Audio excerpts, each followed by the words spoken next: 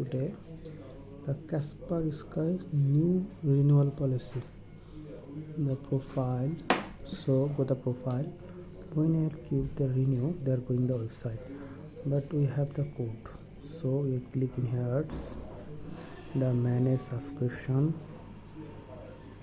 Also go to. So now again we are going here. Select another subscription because this code is another's. For another's, this person is also another. We are giving the code just out. Okay, now I'm giving the code. Also this profile is others. Previous this using the others profile. Now active. They are showing the Umesh. This is the new profile. So continue. This policy is good because previous time there need to go inside in this Kaspersky account, need to remove, then again signing, then again. But nowadays it's too much easier. Thank you for Kaspersky for this easier policy. Now this license changing the Umesh other accounts.